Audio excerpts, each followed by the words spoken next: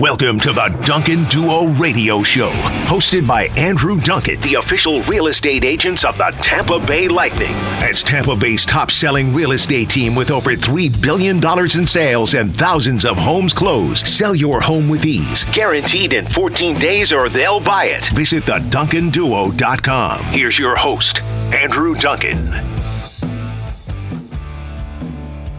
Happy Sunday, Tampa Bay. Talking about the Tampa Bay real estate market for another week.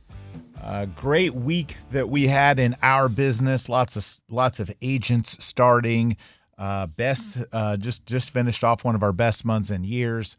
A lot of growth going on. If you're a real estate agent looking for a change, looking for some structure, some accountability, more leads, we have it for you. You can go to jointheduo.com. You can set an appointment on our calendar to talk to our director of growth, as well as apply for any of our open positions. Again, you could do that at jointheduo.com. I want to talk about the Tampa real estate stats. They came out for July. They typically come out the middle of the following month, and they just came out literally just today. And, got a lot of things I want to talk about, but as it relates to our market, I always want to preface the things happening in our market aren't always what's happening nationally.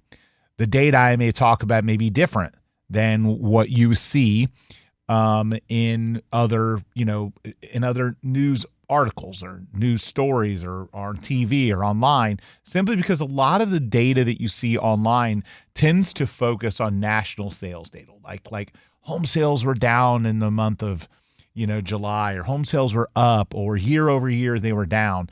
And the reality is we have a hyper local real estate market that operates on a different schedule and much different than other parts of the country. Our economic situation is much different than our population growth, our seasonality, our prices.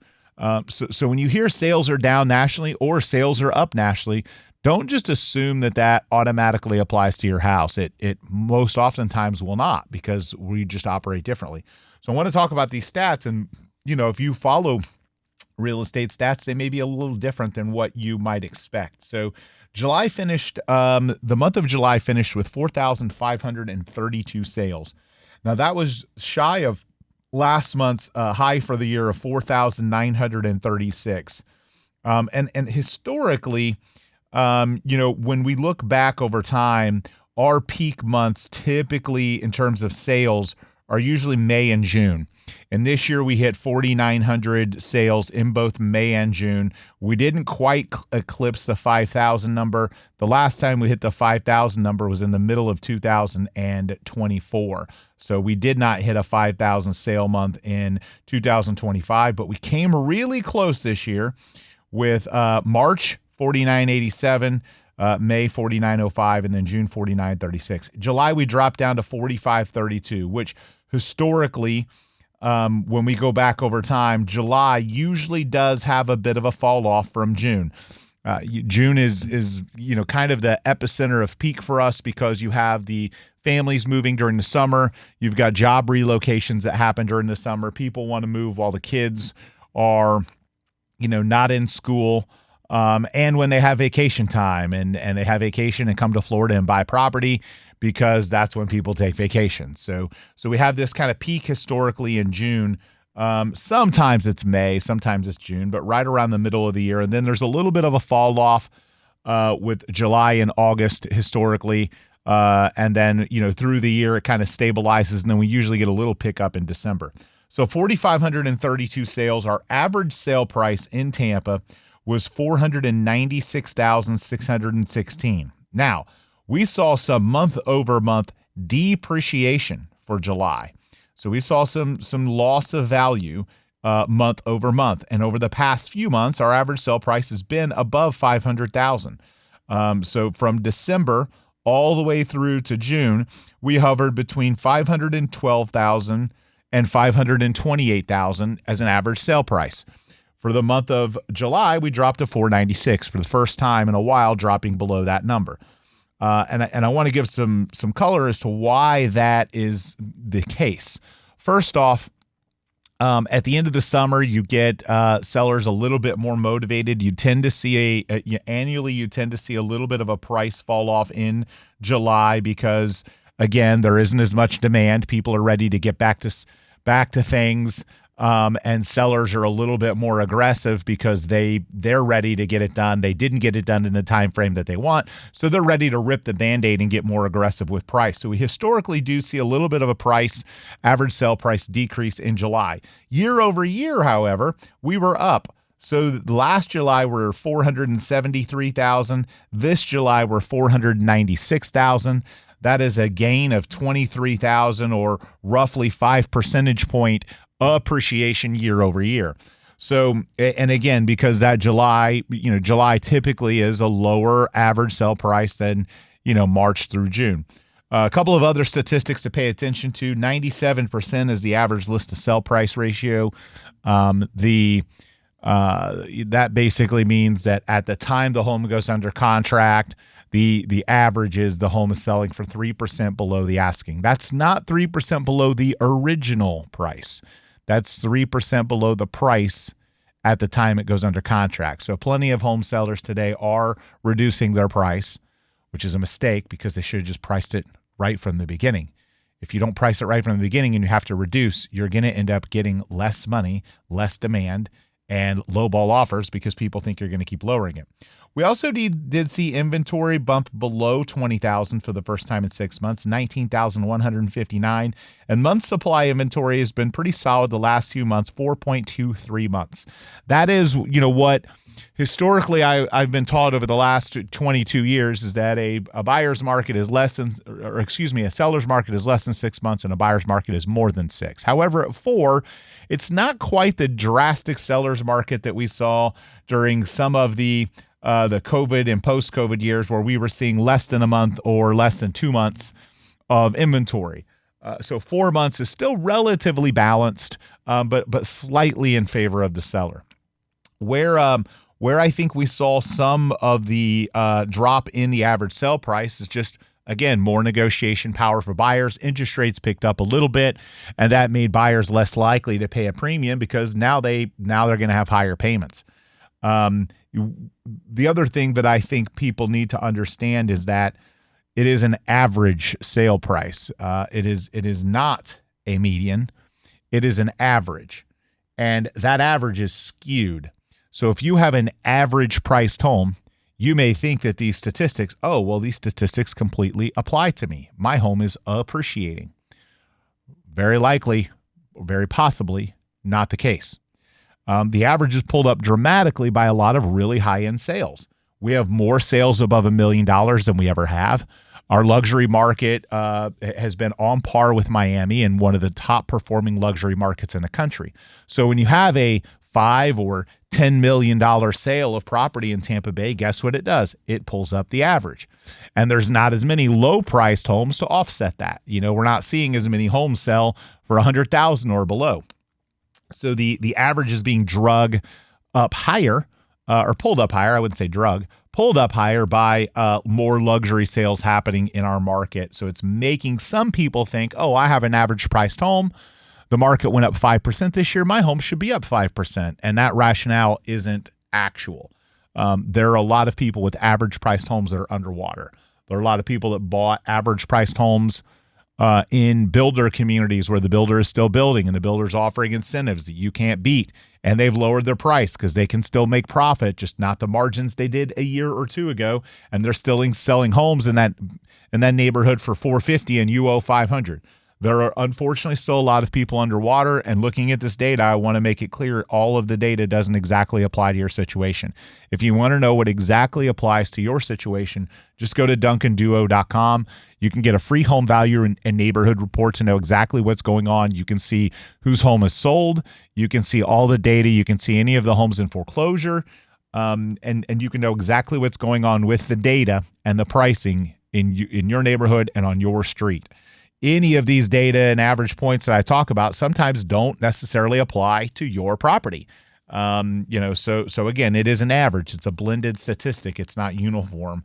Average days on market, 75. That means the time it's taking to get a home under contract is more than, is about 2.5 months. I think the reason that number is as high as it is because too many sellers are not being realistic about price. In a perfect world, your home is selling within a month because it's priced appropriately. And then you're not eating 45 days of taxes, insurance, and extra mortgage payments, and you're not having to cut your price and signal to the market that you're desperate or that you have problems or that there's something wrong with your house. If you price it from the jump at the right price, it should sell in 30 days. You shouldn't have to negotiate a lot, and you're not going to eat all the money, and you're going to keep negotiating leverage.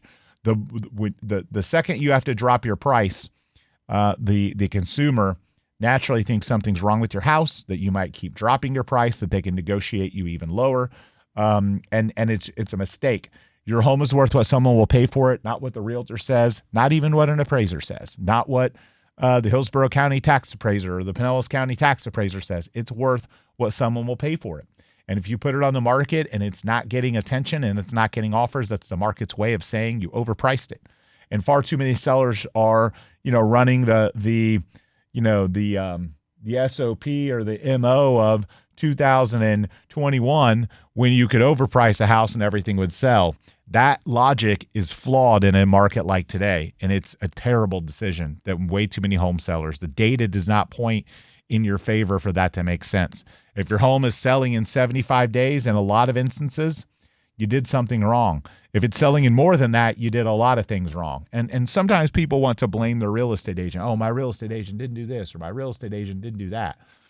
You have to accept personal responsibility, and I'm certain that most real estate agents recommend the pricing that's more accurate and then end up taking the listing because you sold them on why your home, because of its, beautiful countertops or, the carpet or whatever that you think is great about your home makes it worth more, when most of the time it doesn't. Too many sellers are more ambitious with their price, and it causes them to lose money. And then they get desperate, and lots of them lose a lot more money than if they would have just cut to the chase, priced it aggressive, got buyers to chase it instead of them lowering the price and chasing the buyers for weeks or months on end, only to get lowballed and eventually be stuck. So the number one thing you can do as a home seller today is price your property aggressively. And speaking of pricing aggressively, the next segment I'm going to focus on homeowners, condo owners, specifically condos. I'm going to give you some tips and practices of things you need to do as a condo owner to actually get your home sold. The saturation rates on condos are horrible, frankly. The market for condos is really challenging.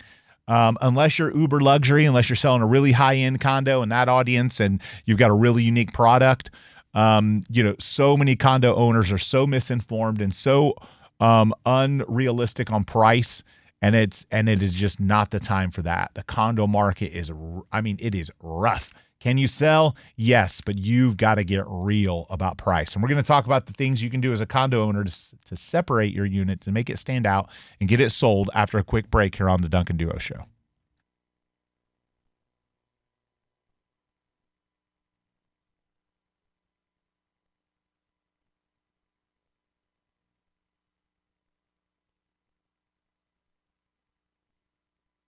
Back to the Duncan Duo Radio Show, the official real estate agents of the Tampa Bay Lightning. Top team in Tampa Bay, over $3 billion sold and counting. Now your host, Andrew Duncan. So we're back talking about condo sales. Look, if you own a condo, so much of the data out there and so much you hear about the real estate market is not what you might think it to be. The reason why I want to explain this is because the condo market is very unique and it is extremely challenging right now. And I want to talk to the condo owners out there and give you some tips to help you sell your property. But secondarily, I want to kind of segment this off a little bit. If you own a luxury condo in a new building or a super high-end property, a lot of this information might not apply to you because the audience of consumers is different.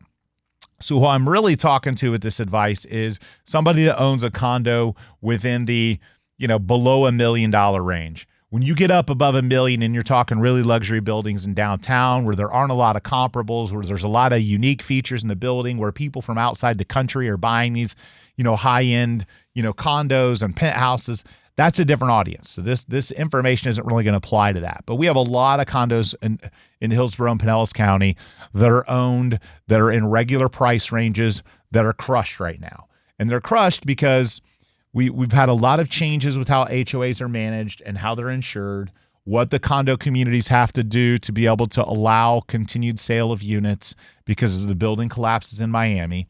Delinquencies on condos are higher because of the HOA fees. And then when people don't pay the HOA fees, it's a compounding thing and everyone else has to step in and pay more, pay assessments. And condos just are in a rough patch right now. The other problem with condos kind of goes back to the American consumer in general. The lowest savings rate we've ever had. So many consumers don't have money in the bank. It is a lot harder to get low down payment financing on condos. Condos are typically going to require more down payment, a higher down payment most of the time, not all the time. There are some that can get a lower down payment, but few. Most of the time you're requiring 20+% of a down payment. The number of consumers that have that, if you look at has shrunk. So there are plenty of people out there going out and buying homes because they can buy with an FHA or a VA, even if they're ex-military, or a USDA loan. They can get 0 to small, to 5% down. Condos, much more challenging to do that. So that has shrunk the buyer pool. Fewer and fewer condos can qualify because of the problems with their HOA management, their delinquency rates, their HOA fees, or because they haven't done the engineering to lower insurance costs, and they have high assessments or high construction costs to come up to code. So if you're a condo owner, here's what you need to do. You need to be the most competitively priced, comparable unit in your building or the buildings around you. I'm telling you right now, there are some communities with 30 plus units on the market and 1 or 2 selling a month. Okay. It is an uphill battle. It can be won, but it is crucial for you to be real about your price. This is not the time to be ambitious about your price. There aren't a lot of buyers for your product. And the other obstacle is you've got to have excellent condition. Your unit needs to be clean. If you can upgrade it to compete with what's around you, you may need to do that. You may have to put more money into a losing proposition to get it to sell, or you sit on it. But if you absolutely have to sell, you cannot be ambitious on price in below $1 million condos right now. If there are comparable units, AKA the same floor plan and a comparable view and comparable condition, okay, you have to be so aggressive to beat all of them on price. It is a price war and a beauty contest at the same time. Are there condo buyers out there? Yes, most of them are cash. Most of them see this as an opportunity long-term, and they expect the condo prices to come back in, a few years. But there are not a lot of them. There are not a lot that want to go there. The condo market is rough compared to the single-family home market. When you look at the saturation rates, the list-to-sell price ratio, the days on market, all of those things are way worse than they are for single-family homes and townhomes. And again, it's financing. It's all of the things I talked about. So if you own a condo, price it aggressive. Get it in the best condition as possible. Hire a really good realtor, not the realtor that'll give you the cheapest fee. I get that you're losing money, but you're going to lose even more money by hiring the person that does terrible photos, terrible video, and doesn't showcase the property appropriately, that doesn't know how to negotiate with the other agents, that doesn't know how to position it in the marketplace. Don't skimp. You're already down, okay? You're going to get down even more if you skimp and try and look for the discount agent, because the discount agent is just collecting listings. They're just going to put you on the market and hope and pray, okay? Hope and pray that one of their listings sells. They're not going to have the same commitment, and they're not going to be a great negotiator if they can't even negotiate their own fees. So don't skimp on the agent you hire. Don't look for the cheap person. You're already getting crushed, okay? You're going to have to reverse that trend, okay? Condo prices are dropping. If you want to reverse that trend, you're going to need a really good agent, and the best agents aren't the cheap agents. You're going to need somebody that's going to work, put some money into it, get some exposure, do professional photos and videos, do your virtual staging, uncover in the description all of the things that would cause someone not to buy the condo, and help overcome those objections with the description, the photos, and the video. All of those, you want to eliminate the objections before they turn into objections with the condo building. If it's a condo that has assessments, make it clear you paid yours. If the condo has had the HOA fees going up, disclose the financials and disclose what's happening with them. Make it very easy for the buyer to find all this information. Okay, you were up against a really tough market, and you've got to provide all that information. Last but not least, I would tell you again, not just to price aggressively from the beginning, but pay attention to the other 30 units in there, because if you price aggressive, somebody might undercut you, and you might have to, again, move in the direction of competing with the actives, not just the solds. So hopefully that helps you. If you've got a condo that you need to sell and you want an aggressive team to help you get it moved, just go to duncanduo.com. You can set an appointment with our team. You can reach out. You can talk to us. We would love the opportunity to apply for the job, but we're going to be honest with you about price. We're going to tell you what you're up against, and for the most part, it's probably going to be really challenging, and you're not going to like the numbers. But our job, we don't earn any income by lying to you. Okay, we have to be honest with you so that we can move the property. We don't just want to list it. Listing it is an expense. It costs us money. We want to get it sold for you, and it's going to take, again, an aggressive approach to move condos in this market. So we'll be back, continue this conversation after a quick break here on the Duncan Duo Show.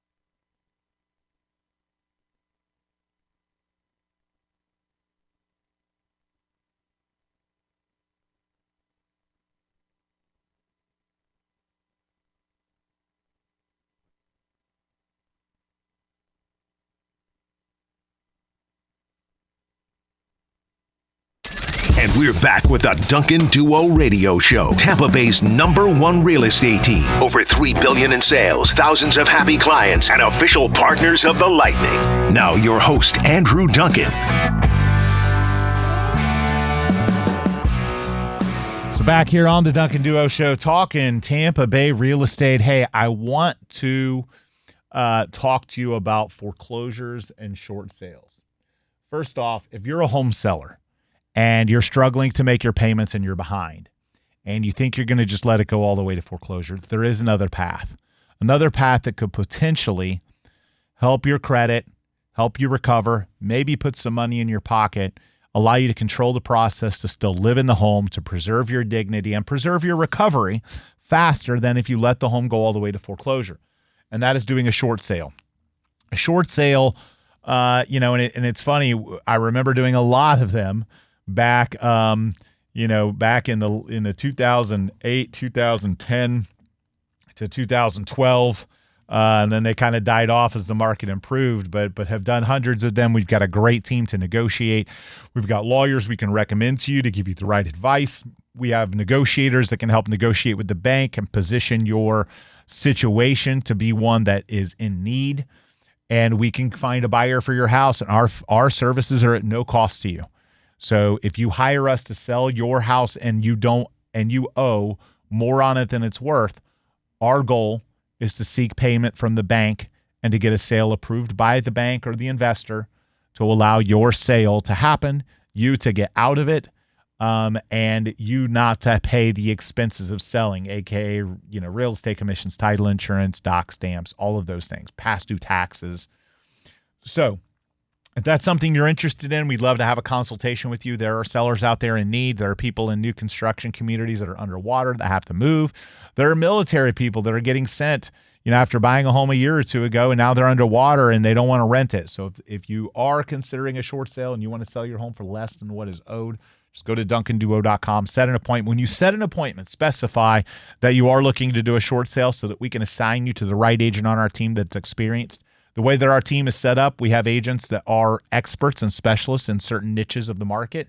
So we want to make sure to assign you to one of our agents that is a short sale expert to help you get the right advice. So if you are someone that's struggling with making ends meet, you're falling behind, you're not able to make tax payments, you're not able to pay the bank, you're behind, you're under, stress with your job or economic stress, whatever that may be, again, just go to duncanduo.com and we'd love to help you.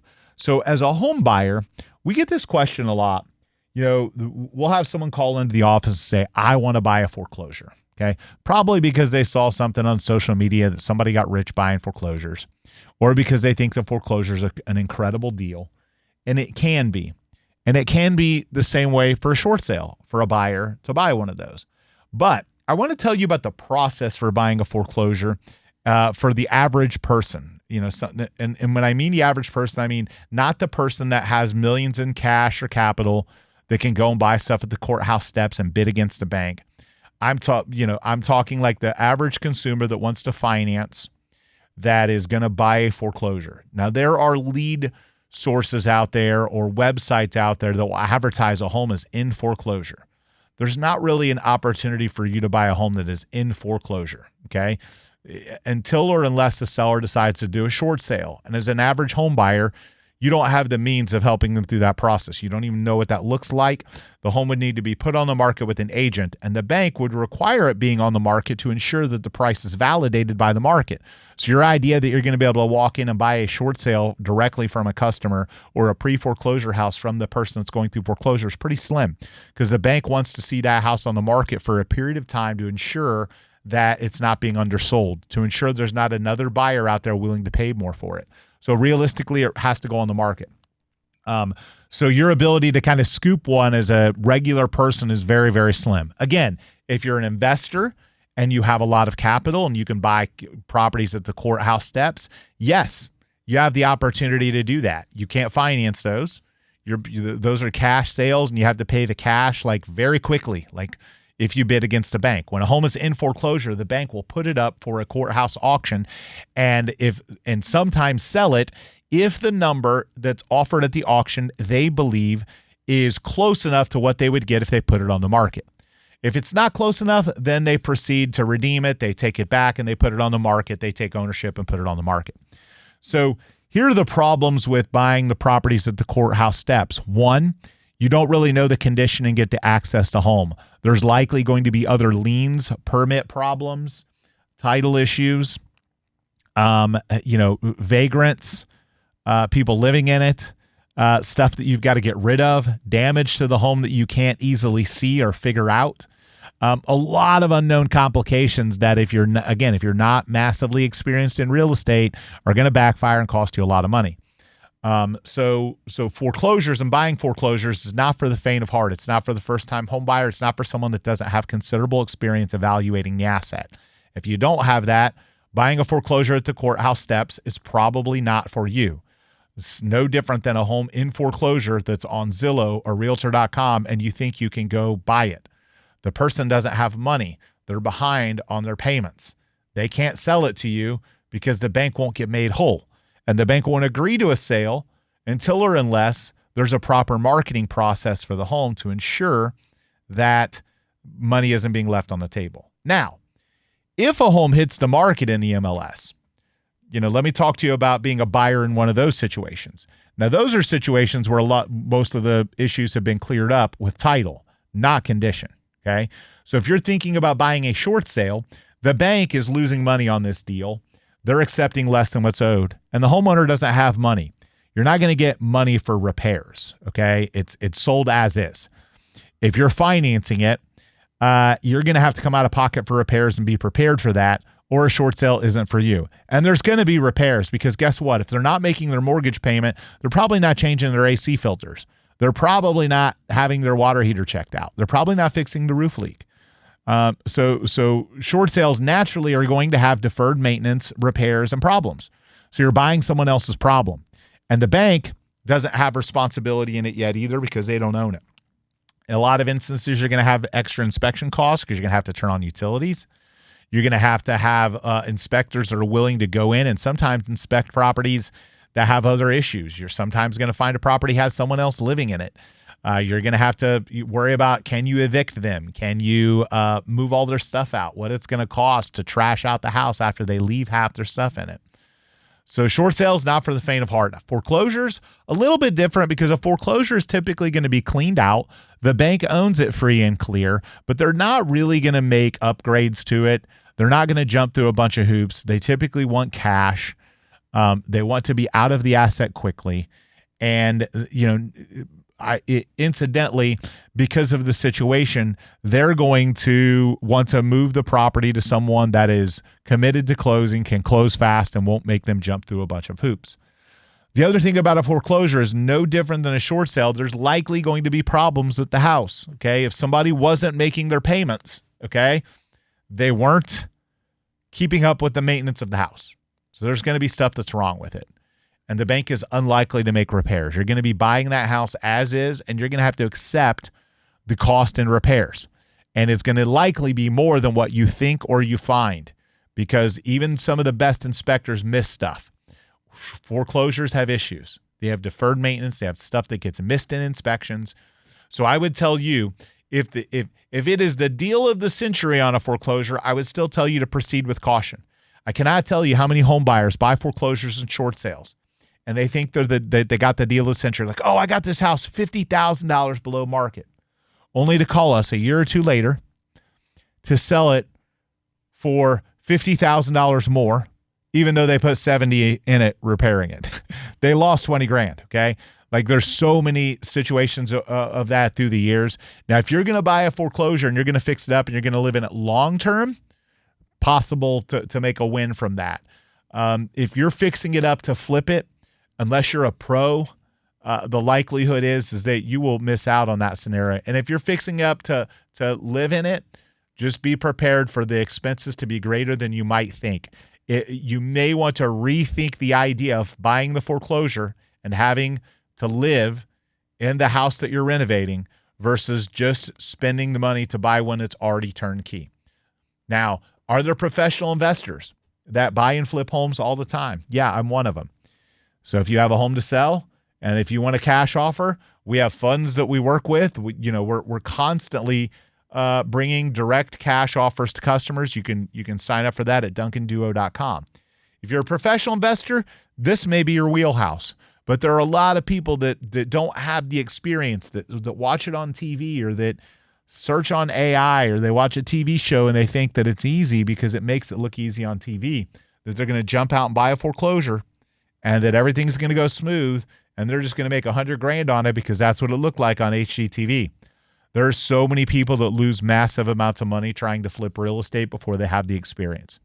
So I'll give you a few tips for the first-time flipper. First off, you should own your own home before you think about flipping real estate. You should know what it's like. You should know what the maintenance is. You should know what it looks like to have to replace things. You should have earned that responsibility. The second thing is, if you're going to flip a property, partner with somebody that's really experienced. Get their opinion, get their advice, give them a piece of the profit, pay them a fee. If you're trying to do it for the first time and you're not using an expert to help you, you have a very high probability of failure. The next thing that I'll tell you if you are looking to flip real estate for the first time is don't try and hit a grand slam, because that's when you strike out. You miss something major. Structural issues, termites, the house is caving in, there's a sinkhole. It might look like the home run of the century to you and you think you're going to make $100,000 and you're going to lose $100,000. Hit singles at first. Don't try and hit grand slams. Find the house that doesn't need a ton, but that you know you can make a little bit of money on and get some experience under your belt. The last thing I would tell you if you're a new home flipper is build out your team. Unless you're going to be the one doing the work and selling the house yourself, you need an experienced agent that's experienced with flipping real estate. You need an experienced contractor, handyman that can help hire all the trades. And you need people that you can trust. There are a lot of dishonest people in the construction industry that will see you and take advantage of you. So it is challenging to be a flipper, and especially the last thing I'll tell you is understand the market that you're in. When prices are rising, it's very easy to flip real estate because if you screw up and make a mistake, the market's going to correct it for you. When prices are dropping or stabilizing, like they are in a lot of Tampa Bay neighborhoods, you have a much greater risk because you're buying a house at $400, you're going to flip it and you think it's $500, but by the time you actually sell it, it's $475 and you spent $60 on renovations. You didn't make any money. Depreciation took your profit. It is very challenging to flip real estate in a market like today. So to all the flippers out there, look, we'd love to help you. To the people out there that want to become flippers, maybe now's not the time, or maybe you need a little bit more education. And then to the people that want to buy short sales and foreclosures, proceed with caution, do your due diligence, work with appropriate professionals, and lose the super optimistic, trained by TV and social media that real estate is sunshine and rainbows. Lose the optimism and get real, and hopefully you can be a successful real estate investor.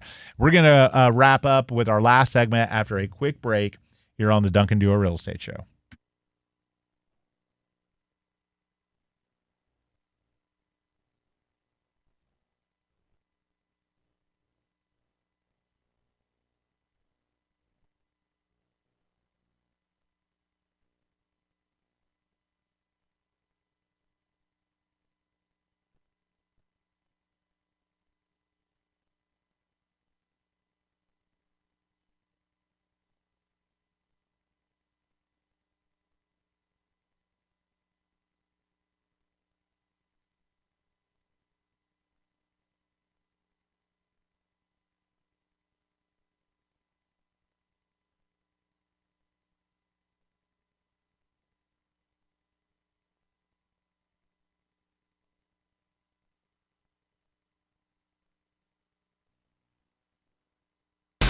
Back to the Duncan Duo Radio Show, hosted by Andrew Duncan, official real estate agents of the Tampa Bay Lightning and the team that guarantees your home sells with ease. Visit theduncanduo.com right now. Here's Andrew Duncan.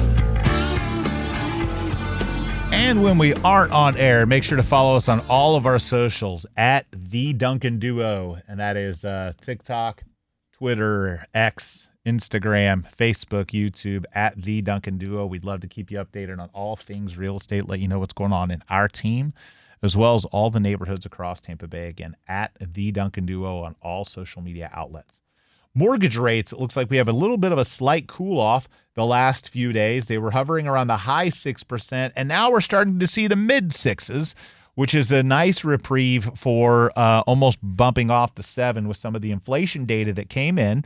CPI and PPI data came in a little bit as expected, and in some measures a little bit lower than expected, which eased some of the upward pressure on mortgage rates. So a lot of people were predicting Fed would raise rates this year. Some of that is starting to, quell, and we're starting to see this belief that maybe rates just hold through the end of the year. Maybe we get a rate increase. Maybe we get a rate decrease. I think it'll be really hard to see a rate cut this year, probably more likely looking at next year. But I want to explain why you still, if you can't afford to buy today, why you shouldn't wait for rates.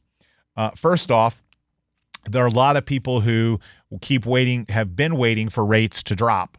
And guess what has happened? They've kept going up, okay? The rates were lower a year ago, all right? There are people that year and two ago, and they've been sitting on the fence ever since. And what happens? Opportunity cost. They lose out on the home and the experience and the life that they really want while waiting for a quarter point or a half point that's going to be negligible on your actual payment. A few trips to Starbucks every month. So if you can afford to buy now, buy now. Rates may go back up. We might get a Fed rate increase, and then you're going to step back and say, man, I should have bought 6 months ago. There's never a better time to buy real estate for the long term, and it is still a good time to own real estate in Tampa Bay. The next thing I would say about the mortgage market, again, there's a hope and expectation that we have two things next year that will dramatically move our real estate market in a positive direction, potentially causing prices to increase above what they've been increasing. As I talked about in the first segment, our real estate stats showed year-over-year appreciation in July, but for the most part, our prices have been relatively stable for the last few years because we've been in a higher rate environment.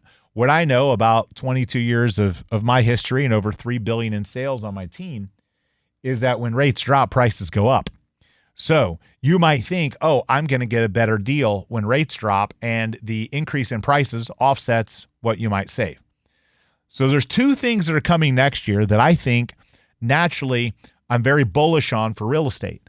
No different than if you follow the financial markets, some of the best analysts in the world try and be ahead of the crowd.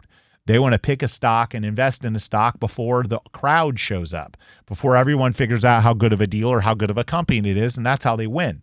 I believe we have this opportunity right now with real estate. I believe we're going to see major property tax relief. I think the probability of the tax exemptions for homestead for 250 and below and 500 and below are going to happen. And I think that will make it affordable, and I think that will juice our market. That will bring people here between now and the end of the year. Because if they're not here before the end of this year, they have a 5-year wait. So it's going to move people. I think that is a positive thing. I think there's certainly a chance of another clean hurricane season. It's been light so far. Hopefully that continues. That's another move in the direction of lower insurance. And then last but not least, we have a president that has preached lower rates for a long time. And now the macro environment doesn't necessarily support it with the war in Iran and oil and some of the inflation figures. But I believe, and I strongly believe, that Warsh wants to cut rates because I'm certain that in the private conversations with the president, a lot of that came up. And my expectation is that if we do see an improvement in the macro environment, that rate cuts could come back on the table next year. Not massively, but a quarter of 50 basis points in addition to property tax relief in Tampa Bay would really juice our real estate market. So if you can't afford to buy, even with the rates where they are today, if you can make it happen, I would encourage you to, because I think you're going to economically win with what is coming. And the probabilities, of course, those aren't set in stone. Things can happen. That may not be the case. But I do believe that it will be a good time. I think you'll be happy if you buy in a year from now and 2 years from now. I think there'll be some equity gain, and you can certainly always refinance in the future. But nonetheless, the best time to buy is before the crowd shows up. The crowd will show up when rates drop and that property tax bill passes, and then prices get higher and more demand shows up. So the next few months, in my opinion, is an excellent opportunity to buy a home that you're going to live in for the long haul. Now, if you're buying something for a year or two, that's one of the obstacles that we sometimes have is people buy for a short period or they have short patience. And real estate is a long cycle. Sometimes it may not happen next year. Sometimes it pushes into the next year. But if you're buying a home for the long haul, I believe now is still a great time, and I think over the long haul, you will end up winning and being happy with some of the gains as well as the quality of life that you get from home ownership. So, again, when we aren't on air, follow us on all our socials at The Duncan Duo on X, Instagram, TikTok, Facebook, and YouTube.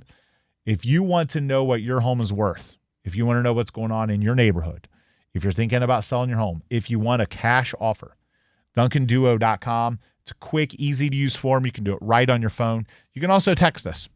You can text us at 813-359-8990. Again, that's 813-359-8990. I just want to thank you so much for tuning in to the show, and have an awesome rest of your weekend, Tampa Bay.